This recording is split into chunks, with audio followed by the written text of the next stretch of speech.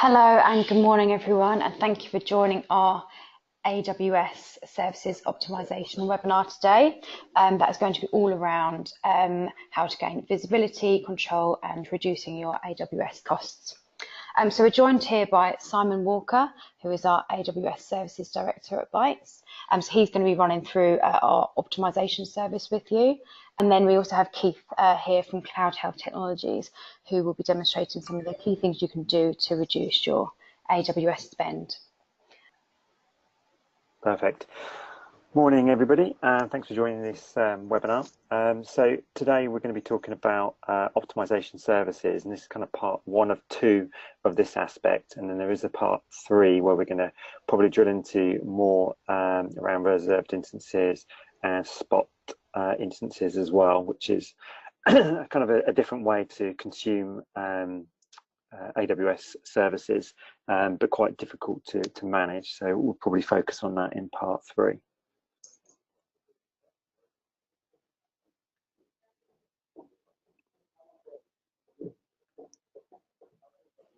So first off, I just wanted to introduce the AWS services team at Bytes.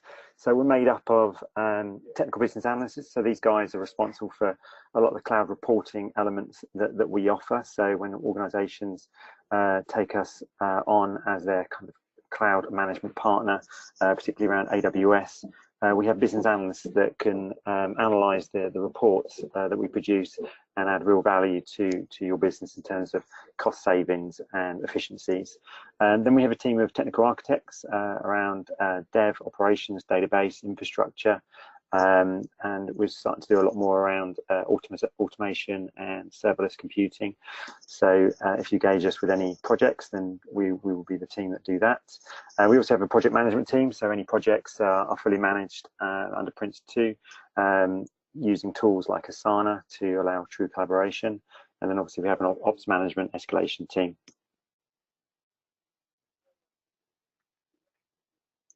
So the core focus of Bytes AWS Services is around optimization and efficiency. So this is broken down into 4 areas. Today, we're obviously going to be focusing on cost analysis, so point in time, how much money can we save you right now, and ongoing, because obviously it's a dynamic environment, it's constantly changing. It's critical that you're constantly reporting and driving efficiencies so it doesn't go out of control, doesn't go into sprawl. We're also offering services around security. So again, snapshot, where are you right now? But again, we can offer continual services around that, making sure as you add new core elements to it, new infrastructure, new services, they're all as secure as they can be. Also, as you move forward in your progression down in the cloud strategy, we can offer innovation services around application factories. That's where we kind of talk to your application developers and say, okay, have you thought about doing it in a different way, and really truly using Amazon for what it was designed to do, and moving towards serverless computing, which can of course save huge amounts of money as well. So we can take you through that. And then underpinning everything we do is kind of orchestration, automation, where there's tasks that are done more than once or repetitively on a daily basis. We like to see if we can automate it, orchestrate it, or use tools like CloudFront when we're building out environments that are similar to other environments that you built before. So again, just driving efficiency that way. So the core focus of Bytes AWS Services is driving efficiency within Amazon, so you're getting the most out of it. So today, this is the services that we're going to be covering off. It's broken down into four categories. So the Cloud Snapshot is essentially just a no commit. We'll do a quick snapshot. It gives you a potential savings highlighted. So for example, if your spend is $10,000, it will potentially say, okay, well, we think we can save you $2,000, $3,000 a month by just taking this service. Also, it will at a high level give you security alerts based on how you've got your infrastructure structured, access rights, access control on that side of things. The next tier up is Cloud Report. So obviously you get a whole heck of a lot more services with that one. So that's where you put the billing through Bytes, and Bytes creates the report for you. You get access to the portal, and you can investigate what's being spent where. and we give you some support around how it's kind of set up, what you should be doing on the back end with tagging and tagging policies. Next tier up is our cloud optimized service. So the actual cloud report doesn't actually cost you anything to actually take that service. Cloud optimized is a small percentage of revenue, but generally we see customers save much more money than they spend on this service, because all of a sudden they've got a team just looking at the cost of their AWS infrastructure and then recommending how it should be saved. So within the cloud optimized on a monthly or quarterly basis, depending on your activity on the platform, you have a call to go through a detailed report to actually analyze what you're doing and the recommendations that we'll make across the estate. Cloud Ignite is the next tier up. Sorry, cough this morning. And that's where our technical architects will actually implement those services. So we all know everyone's really very busy in their day-to-day jobs and don't necessarily get around to really optimizing, deploying tagging policies, changing instance sizes, moving things to reserved instances, or anything else in that forum. So with the Cloud Ignite service, you get access to a technical architect. You can ask them questions about the report. You can ask questions about anything really if you're looking at a new project, but also they'll raise change control within your change control system for the recommendations. Once it's been authorized and they've given the appropriate access, they can make those changes for you. And essentially, they're just an extension of your team around driving optimization services for a fraction of the cost of obviously getting someone in dedicated to do that for you. So our approach, particularly when we're walking into large accounts, we've had many conversations with organizations where they're in situations where they've kind of fallen into AWS and they've got different individuals spinning up different accounts with credit cards, different departments, and it's really kind of gone out of control, and the finance teams are kind of tearing their hair out because they don't really know where the spends are. People are struggling with their budgets and how much they should be asking for, and then tracking that per individual in terms of what projects they're working on, developer teams, web teams, whatever else. So one of the first things we do is do an account amnesty, so everyone almost throws their hat into the ring and says, yes, I have an account, and let's pull all the accounts under one parent account, and then we can start looking at the analysis. So we can do a quick cost analysis to review what's being spent where, and start recommending reserved instances where, as most people are probably aware, you can save 30–40%, but you've got to know what's actually out there to even start doing that element. And then we can start looking at accountability and budgets, where we can deploy a tagging policy across each account. We can support on that because depending on the information you put into Amazon, obviously, is what we get out of it. So you can obviously tag instances and services down to individual level, to team level, to department level, project level, and then when we're doing the reports and stuff, they just become more and more valuable to the teams, because they can see what's happening, and we can actually add in spike alerts. So if budgets are breached, we can let people know that that's happening, and people can maybe kind of act upon it. Then you've got the optimization and utilization workloads. So we can identify workloads that aren't 24/7 and then automate a script that shuts those instances down when they're not used. And actually we say they won't turn on automatically unless someone does turn them on. So test and dev environments are very good for that. So if on a Friday they all shut down at 8–9 o'clock at night, they won't turn on again until the individual comes in and says, oh yeah, I'm going to start working on that again. And again, that can save quite a lot of money on those types of environments. We also start implementing our own kind of project governance of how we run projects, in terms of if we do deploy a new workload or an environment, we will implement a strict tagging policy in line with what the finance team wants, what the business lead wants, what the IT manager wants. So going forward, the reporting and metrics can be very clear and not be a scary thing in terms of IT sprawl within the cloud proposition. So as we move down the stack in terms of our service, we can start looking at in more detail and offering other services. So this is more the Cloud Ignite, and this is just giving you a bit of an overview of the kind of things that we support with around access control, security, AI, we can actually deploy test and dev policies to automate shutdown overnight. And as we move down the stack even further, we can look at containers, automation, orchestration, again, seeing how else we can drive efficiency by working with your teams to look at how you're working today and how potentially you can work more efficiently going forward. So now I'm going to hand over to Keith at Cloud Health, who's going to give a bit more information on the 5 things to consider when kind of optimizing the costing of AWS, and also a bit of a dive into the tool that is offered as part of these services. So you would get access to this tool, and it's a tool that we would use to manage the kind of optimization of the service itself. So yeah, I'll just hand over to Keith. Thank you, Simon.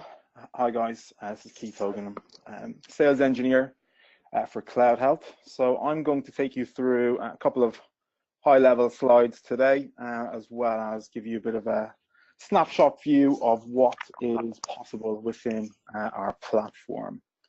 So within Cloud Health, obviously we see quite a lot of customers coming to us with massive pain points around cost control. And it's quite key to be able to help those customers drive some efficiencies and give them some visibility into what's happening within those environments, and be able to bring back control for those customers to manage those environments and make sure that they're running efficiently.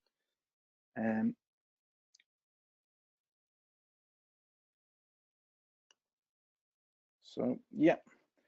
So within the environment, looking at Gartner, as it states here, it's uncommon for public cloud service bills to be 2-3 times higher than expectations. So that's something that we see on a regular basis.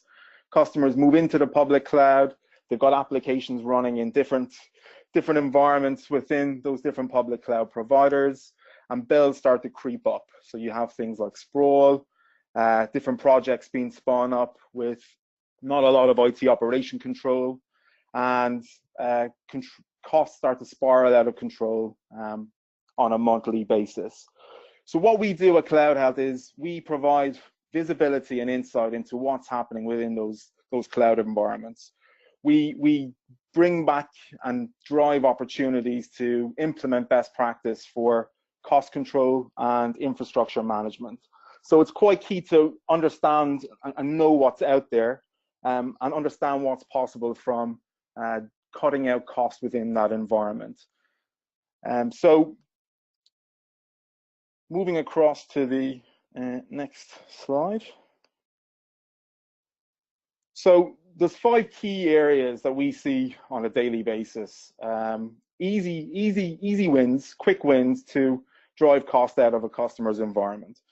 One is delete unattached EBS volumes. So the amount of customers who will have a number of EC2 assets running within their environment, and for whatever reason they forgot to check the delete the volume and the instances terminated button, and what you'll have is you'll have a lot of EBS volumes sitting in the cloud space, available and costing the end user money, right? So it's easy to shut these assets down when you know where they are, but the challenge is trying to understand where they are and how do I get a report to give me the insight wherein I can proactively search through the cloud estate and delete some of these volumes that may have been unattached, specific to your business cycle. So we also help around things like delete in aged snapshots. So again, customers with large complex environments will have thousands of snapshots sitting there, and sometimes what we see is there's issues around exactly identifying what those snapshots are doing. Do we still need them? They are old snapshots. There may be no associated EBS volume with them, and because you've got unlimited retention within the AWS environment, those snapshots are costing you money, right? So quick fix for that is to list out all the snapshots, try and understand, do we still need them? Can we create a proactive lifecycle policy to delete age snapshots once we pass a certain retention period. And that's something I'll be able to show you as I go through the demo. The third area is releasing disassociated Elastic IPs. So again, Elastic IPs are free when associated with running instances, and obviously don't cost a lot when the instance is stopped or terminated. But if you have thousands of Elastic IPs in an account, then the cost does increase.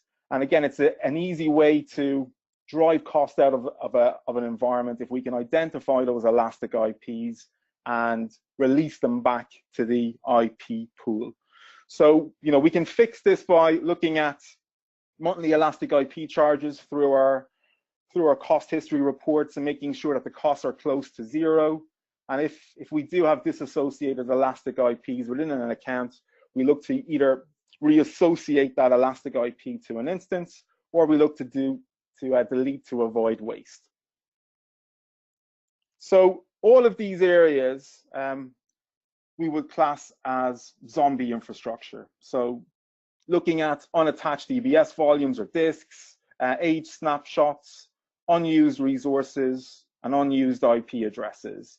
And there's a lot of causes for this, right? So end users forgetting to turn off the instances or the resources, unsuccessful launch of the instances, and deprovisioning scripts failing as well. So through our policy engine on the Cloud Health platform, we can proactively create conditions and rules, and then if those conditions or rules are met, we can kick off specific actions to report on that activity. So rather than this zombie infrastructure sitting in your environment, accumulating costs with no utilization against it, we can notify you of that activity on a proactive basis, and you can go ahead and kick off some actions to either shut down those assets and try and gain back some of that waste in cost. Okay, and the last area to cover off today will be upgrading to the latest instance generation. So again, in large scale environments, the number of customers who will be running on older instance types within AWS is very, very common. And obviously, it's quite important to try and keep up with the latest AWS instance types. One, from a configuration standpoint, because you'll usually receive a better spec, and two, it will cost you less to run the new types of instances that are available. So in the example you can see here, one large business-to-business SaaS company found that almost 60% of their instance hours they ran in the past 12 months were using older generation instance types. And it's a way for you to drive cost out again, improve the performance of your application by upgrading to the latest instance generation, as well as saving some cost. Okay, so I'm now going to jump into the Cloud Health platform, and I'm going to show you some of these areas and how we can actually drive the cost out and actually create some reports on the platform as well. Okay, so just let me show my screen. Okay, so within the Cloud Health platform, this is our health check. And the health check provides areas of possible optimizations into your environment. So at a very, very high level, we can see if there are any kind of rogue infrastructure running in your environment. So whether that's 5 unused EBS volumes we have here for the last couple of days. We'll also report on things like Elastic IPs as well. So this is hyperlinked. So if I click on the hyperlink, it'll actually bring me into the list of what the unused EBS volumes are. So I can actually keep a track and see the metadata associated with those volumes and be able to identify what they are and if we should be keeping them, and potentially maybe we can actually shut them down as well. So as you can see here, we've got our asset reports, and it's showing EC2 volumes, and then I've got my list of volumes, so 5 volumes, the accounts that they live in. So we've got Cloud Health Redshirt and Cloud Health Management, the size of the volumes, the list price, the owner of the email, the owner email. So that basically means the asset owner of the EBS volume and the tags associated with it as well. So we can see the status. So it's currently sitting in available, which basically means that the volume is not attached to anything running and it's costing us money. And then we can see our number of snapshots off the back of that as well. So this is a report basically helping you identify areas where we can see those EBS volumes, those offenders that are costing us money, and potentially we can have a conversation with the asset owner and say, can we shut these volumes down so we can save money and stop wasting money each month. Another way to find the cost against our EBS volumes is within our cost history report. So we have a whole host of three-dimensional interactive reports. As you can see here, we've got a cost history, current, we've got EC2 instance, and we also have an EBS volume report. So the EBS volume report, again, is looking for areas where we can maybe potentially highlight disks that are available or unattached. So we've got three options: attached, which basically means it's attached to a running instance; available, it's unattached; and unknown means that for whatever reason we haven't been able to get the status of the EBS volume.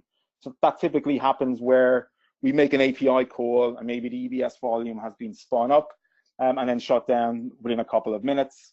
And when the call goes in, we don't actually pick up that volume. So within the platform, we have a way then of obviously identifying those areas where potentially we might be able to drive some cost out. So if I scroll down, you can see we have a whole host of costs here associated to the EBS volumes that are available.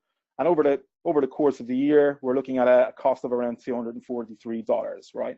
So these costs can obviously spiral out of control. Now this is looking at the last month of data. If I change the interval to monthly, then I'm actually going to look back over the past 13 months. And obviously the cost associated to having these volumes sitting in available will increase.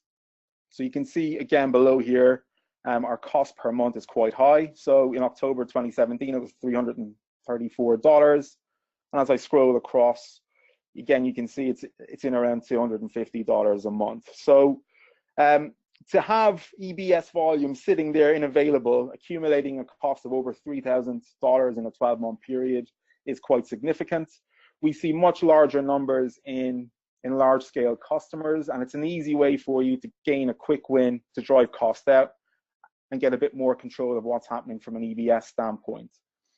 If we want to get a little bit more granular and understand kind of what's happening within the environment at an account level, I can change some of the filters here in the cost report.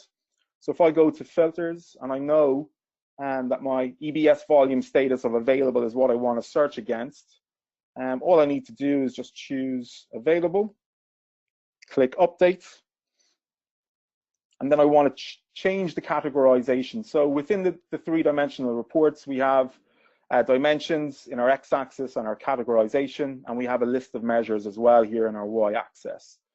So if I change the categorization to account, I can now see the EBS volume status, which is basically searching for available EBS volumes across all my accounts for the last 13 months. So this is a way for you guys then to kind of really identify what's happening from a cost perspective and gain some more control around your EBS volumes.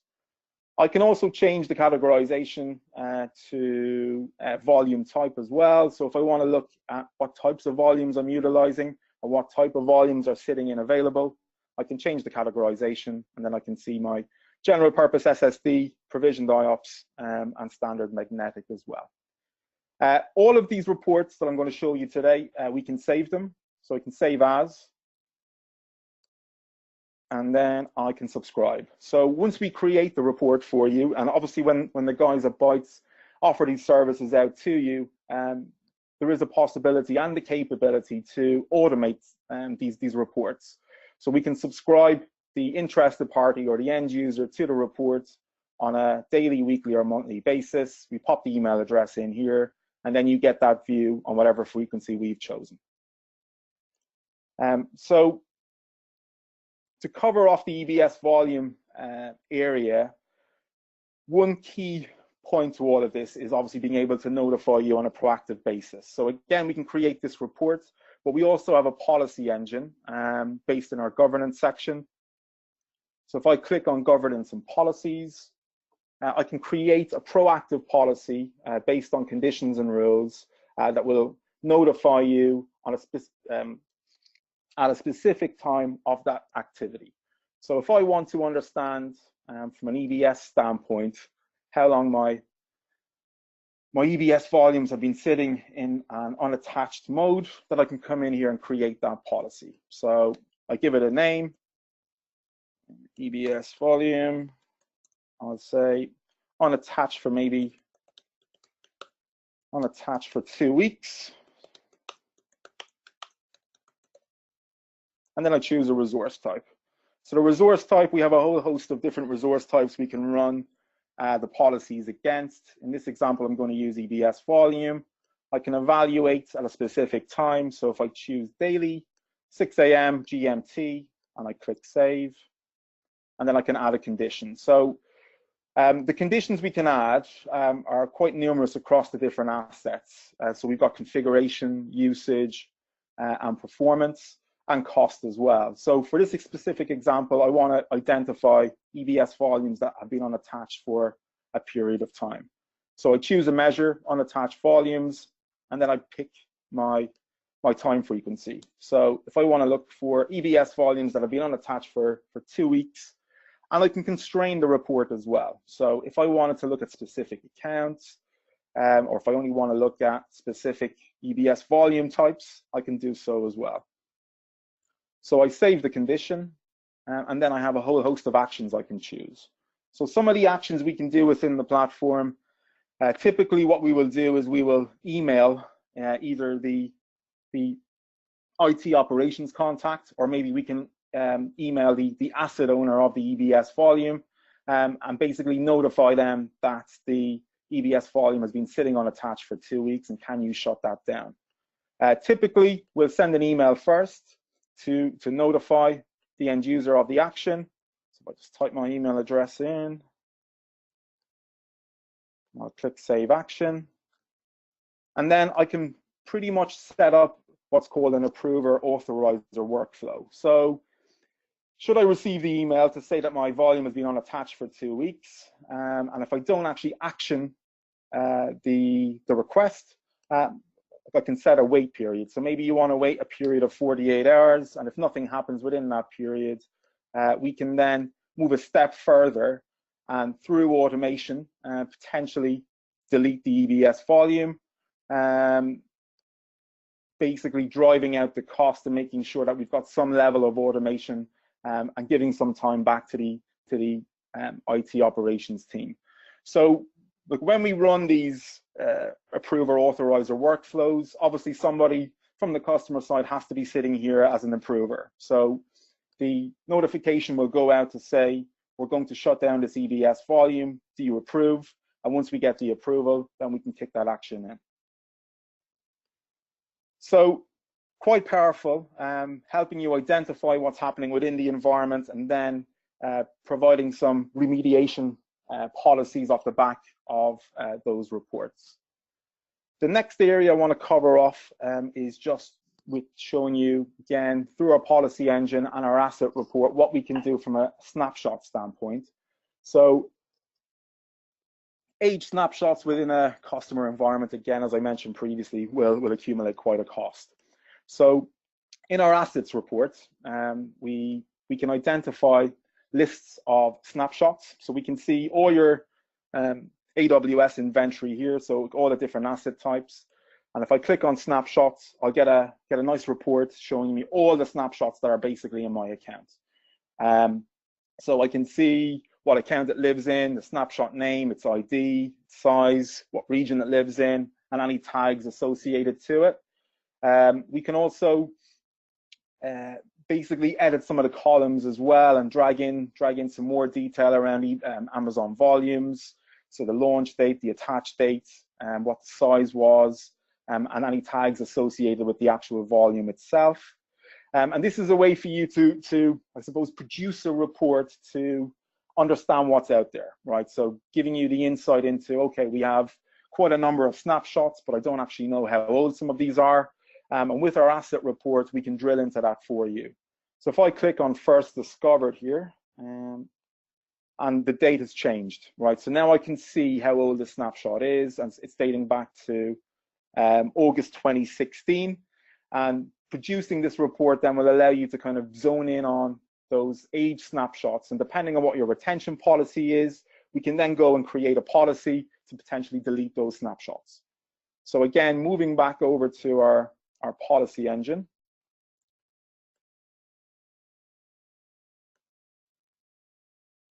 Okay, and setting up a bit of a kind of a life cycle rule for your snapshots. All we need to do is come in and create the policy. So I'll go to standard policy.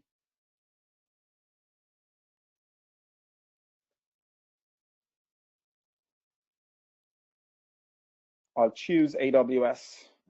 So I'll choose snapshot under the AWS banner.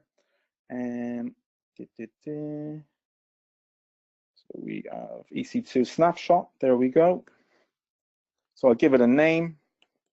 And we can also constrain this as well to the specific areas within your environment, right? So something I've touched on at a very high level is we can logically group your assets through tags or naming conventions, and that's what we call perspectives. So if you only want a policy block to run against a specific subset of your environment, then we can constrain it to that subset. So if I wanted to maybe just look at my environment perspective and look at the production assets running in my environment, then I can choose that group, and that's what the policy block will run against. It will only look at the assets that live in this environment within production.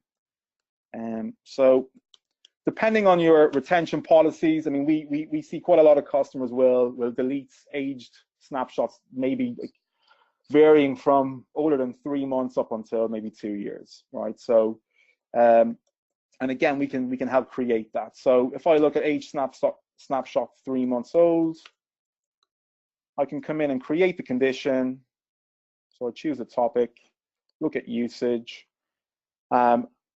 and the measure is going to be snapshot age. And when an EBS snapshot is older than 1 week for all, so maybe I want to change that, and I want to look at 3 months. So rather than looking at weeks, I'll change the parameter to months, and then I'll click Save Condition. So what's going to happen now is our policy is going to run every day. I'll change the evaluation period to GMT. Every day at 6 a.m. in my environment perspective, looking at all my assets living in production for any EBS snapshot that's older than 3 months. If I find that this condition is true, then I can create an action off the back of it. And again, we can send an email out to the end user and then create an approver authorizer workflow, and the end action of the authorizer workflow will be potentially to delete the snapshot. So again, I could look in my production perspective. So if I look at environment and I'll pick production, and then I'll type in an authorizer. Okay, so choosing Eric Schumacher, who's one of our VP of sales at Cloud Health, he'll actually get an email to say we're looking to delete these snapshots because they're older than 3 months. He'll give the green light, and then we can do that activity and carry it out. So that covers off what we can do from a snapshot perspective. Couple of other areas I covered off in the slides. One is Elastic IPs. So again, there's a couple of different areas to this. One, we need to identify those Elastic IPs, where they are, how many we have. And then once we know that they are out there, we can then create another policy to proactively notify us of that specific activity and then kick off another action. So to pick up our offending Elastic IPs, I jump to our cost history reports. So again, going back to our interactive reports, which give us a breakdown of all the services across a 13-month period within the AWS environment. So what I can do is I can filter on Elastic IPs. So we break out a lot of the AWS services, which makes it a lot easier for you to identify it. when you come in and look at the cost history report on the platform. So if I choose AWS services, this will give me a filter option where I can see all the different AWS services broken out. I can search, and if I want to look for Elastic IP, I'll just type in Elastic, and I can see EC2 Elastic IP. Choose the option, hit update, and my view should now change.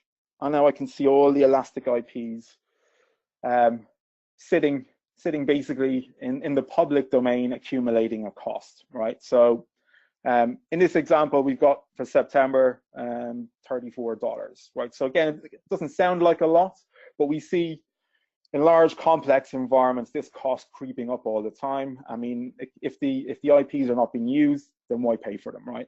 So a handy little way to kind of drill into the offending IPs as well is to click on this link. So we have the capability to drill into the report as well. So if I want to look and see what's actually making up the charge, I'm brought directly into the AWS detailed billing record. So I can see the payer account ID, the linked account ID, and then the actual item description. Okay, so 0.005 cents per Elastic IP address not attached to a running instance, and my cost pro rata is $31. So again, quite quickly we can identify, right, that we have some Elastic IP sitting here. It's cost us some money over the period of time. Why are we wasting money? Let's try and get some control of that by creating a policy to proactively notify me that these IPs are out there, and then I can go and release them through automation. So again, jumping back into our governance section, and I go back to policies, and we can set a policy against the offending Elastic IPs, and then we'll get a notification, and then potentially through the approver authorizer workflow, we could potentially release that Elastic IP back into the pool.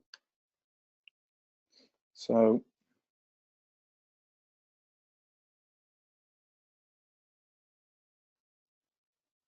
these are, typical standard reports that we through, Bytes can help you guys set up, and you'll be amazed at the quick wins that you'll see on your cloud bill on a monthly basis. Also helps, even if you have scripts running to kind of identify this type of activity, like you do have to maintain those scripts through our policy engine. Once it's basically set up for you, you can forget about it, and you'll receive those updates when you need them. So again, it's just simply coming in, clicking on the resource type. I'll choose EIP, and we'll say disassociated for 1 week. Again, I can constrain it to a part of my environment if I need to, and then I just create the condition. So I choose a topic, look at the usage, unattached IP address, and again, maybe we'll set this to 1 week for all, click save condition, and then again, I have my options around actions. So again, I can send an email out to the end user or to the asset owner, and then the next step would be potentially, if the Elastic IP has not been released automatically, I can create an approver authorizer workflow to do it automatically from our platform. I click save action, and then we have the option to release the Elastic IP back to the pool. So those 3 areas are quite common and where we see a lot of opportunity to drive cost out of a customer's environment, reduce waste from a zombie infrastructure standpoint.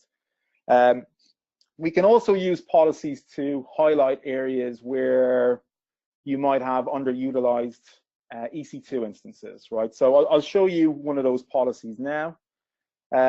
So like you may have instances running in an environment and the CPU percentage is extremely low from an average and from a max standpoint.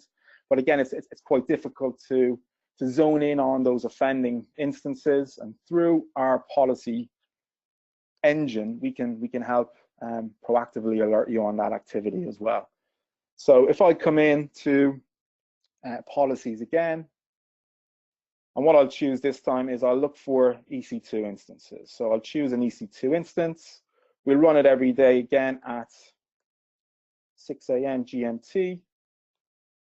And now, like, what I want to see is the performance, right? So like, I want instance candidates that are low performing and low utilization, and potentially I can either terminate those instances or I can resize them. So by choosing a topic performance and looking at CPU, but we have a whole host of metrics we can pull in here. Looking at CPU percentage, I can look at when any resource's daily average CPU is less than a specific number. So maybe I want to look at max. So for severely underutilized EC2 instances, I'll change this to max, and then maybe I'll say less than 5%. But again, you can set this to whatever number you need to. Then I click Save Condition, and we have a way then of proactively alerting of this activity happening within your account.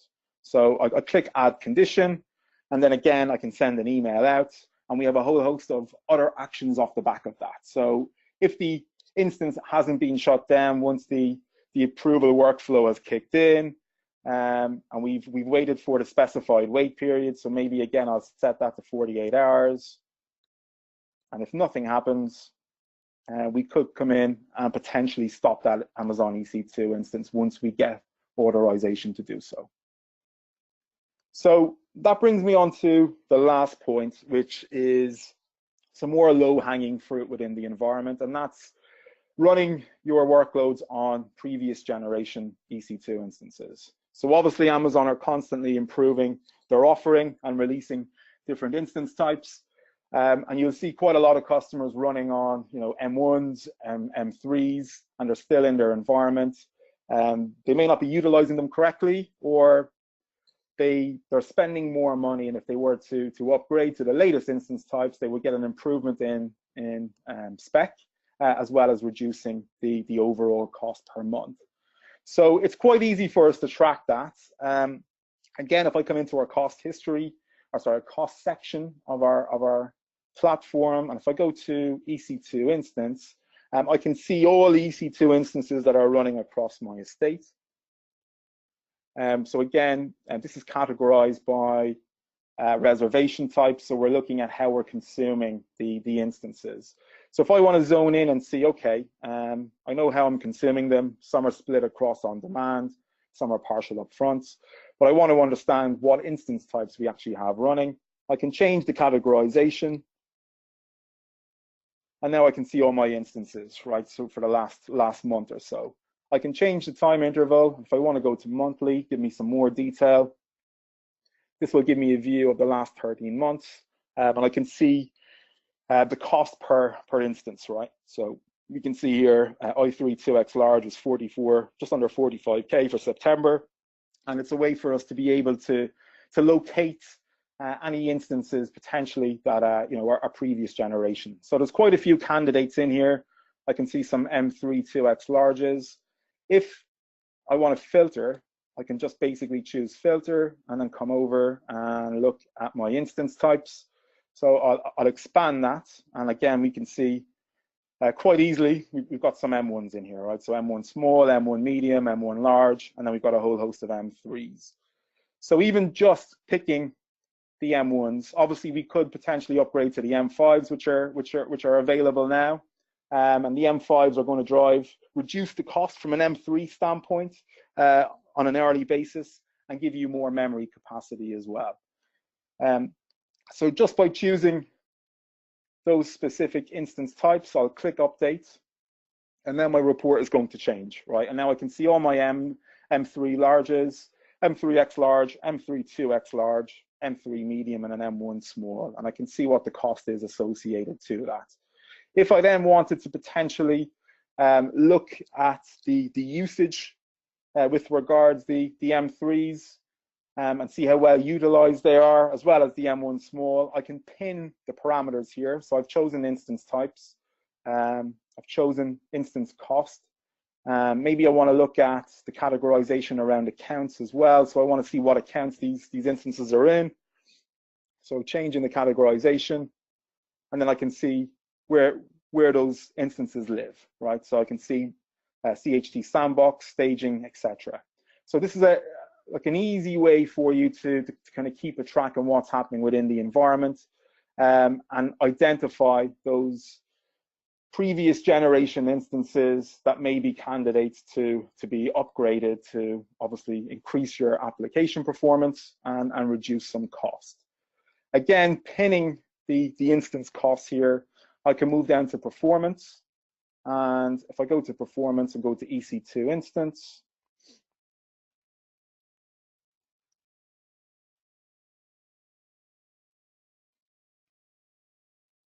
so yeah, we'll be able to see all those instances. And again, I can see the average CPU across all the instances. If I change the filters, and I'll come in again and I'll zone in on our M1s. So if I want to look at the M1, M3, M3X large, and M3 2X large, I'll click update. And now I can see the average CPU percentage for those instances. So we can see here the M1 small, very low utilization. This could well be a candidate for termination. Obviously, this can spark up a conversation with the asset owner. Do we still need this instance? It's running on a very, very, very old Amazon instance type. Can we shut it down, or can we upgrade to a more cost-efficient option? And with that, I'm going to hand you back over to Simon to cover off the end period. Great. Thank you. That was an excellent demonstration. Thank you for that, Keith. So I've got access now.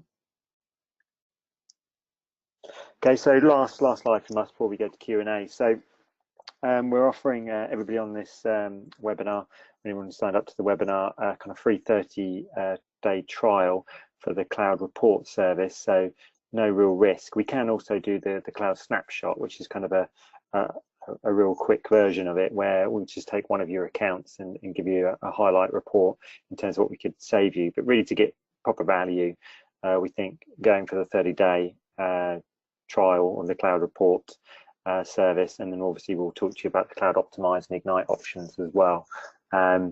So we'd like anybody on the call to sign up for that. So that'll be great. There's, I think, a questionnaire following this that we'll ask you to fill out to sign up for that. And that's it. So thanks very much for joining us this morning. So we're just going to do a few Q&A, see if any questions have come through. Pass back to Amy. Brilliant. Thank you, Simon, and thank you, Keith, as well. Okay, I'm just going to have a quick look and see if we've got any questions that have come through. As mentioned at the beginning, if you do have any questions, there is a questions box that's just at the right-hand side of your screen. If you type them in there, I will read those out shortly.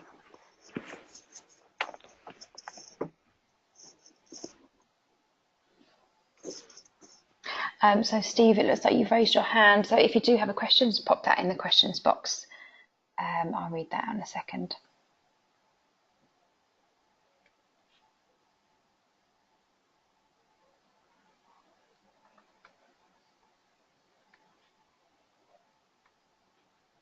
Okay, so Steve has asked, what is the application called again? Cloud Health is the software we use. Okay, and another question, how much does the service cost? So the actual Cloud Report service is, there is no cost to that. So it's a question of, you move your billing from AWS to Bytes. So Bytes essentially invoice you under their terms and conditions, and you get a nice, clean, clear bill from the Cloud Health report generator. So you get really good visibility as opposed to the normal visibility you'd get from an AWS bill. And then as you move up the stack, there's a small percentage charge of your AWS spend that gets applied for the optimizing and Ignite service. But as I mentioned early on, we typically we always save customer more money from moving onto the service than it does actually cost them to do it. And that's kind of an ongoing as well, particularly if they're an active AWS user and making a lot of changes and doing a lot of projects.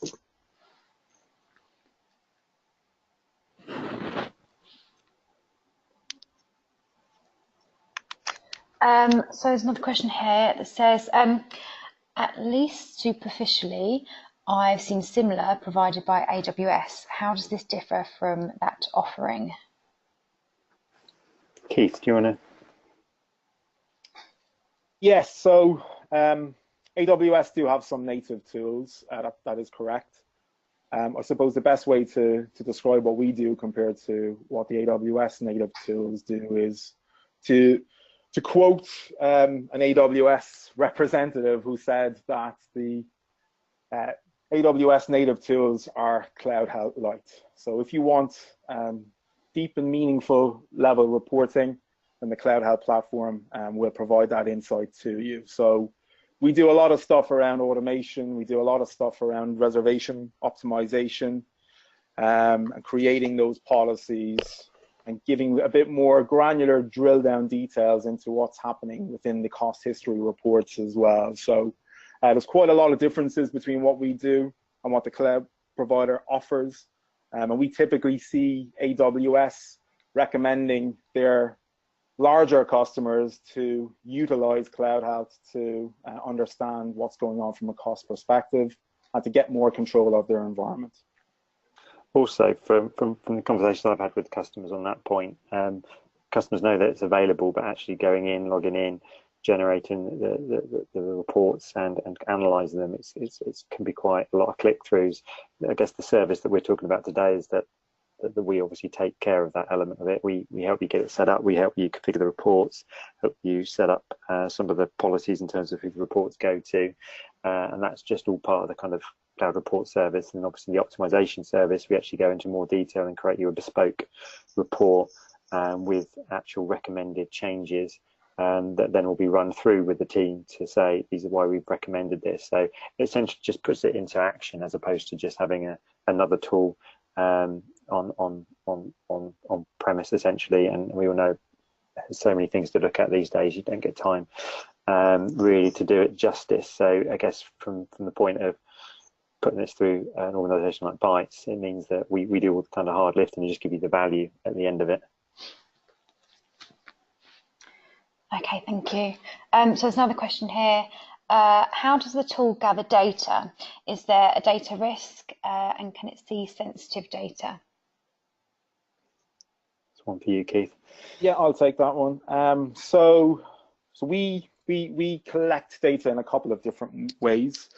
So we need to gain insights into one from a cost perspective. So what's happening within your detailed billing records and cost and usage reports within AWS, as well as being able to report API level activity. So it's all API level access is what we need. That's the activity that we need to report on. And when we can see that usage, we can map that to the actual costs that we see in the detailed billing records.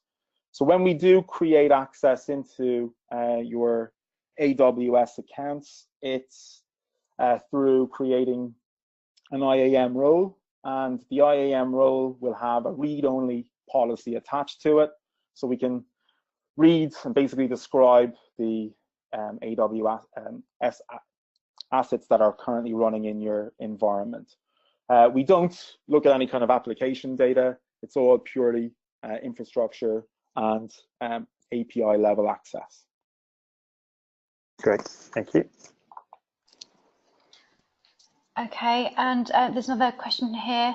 It says, noticed Azure, is this also reported? So yes, so if customers do have Azure workloads as well, then it can pull that in as well as Google, and more recently data center resources as well. Obviously the focus today was on AWS. Okay, and the next question, how complicated is it to migrate billing through Bytes? Are there any risks? Dan, do you want to cover that one? Yeah, perfect. So in essence, it's very, very straightforward and there is zero risk to doing it. So as Keith described, to actually set up the reporting via Cloud Health is facilitated by setting up an IAM role. To move the billing across to Bytes is even more straightforward than that. It's very much a case of if you have multiple accounts that are linked into a master payer or AWS organization already, you effectively take each account in isolation, leave the current organization, and we will send you an invitation to join the Bytes AWS organization. And upon accepting that, it links your account to us from a billing perspective, so we don't gain access to your account or anything like that. You maintain full ownership. It's just that your usage effectively flows through to us, and AWS charge us accordingly. If you're not part of an existing organization, it is very much just a case of we'll send you an invitation and you accept it, and that links to billing. Great, thank you. Brilliant, Dan. So I think that's all the questions that we have for today. So thank you everyone for attending the webinar, and also thank you Keith and Simon for presenting, and Dan also helping with the questions. As mentioned previously, if you would be interested in the free trial, just please pop that in the feedback form and we will get back to you with further details. And there are a few other questions on the feedback form, so if you could fill those out, we'd be really grateful. Thank you. So thanks everyone, and enjoy the rest of your day. Thank you. Thanks.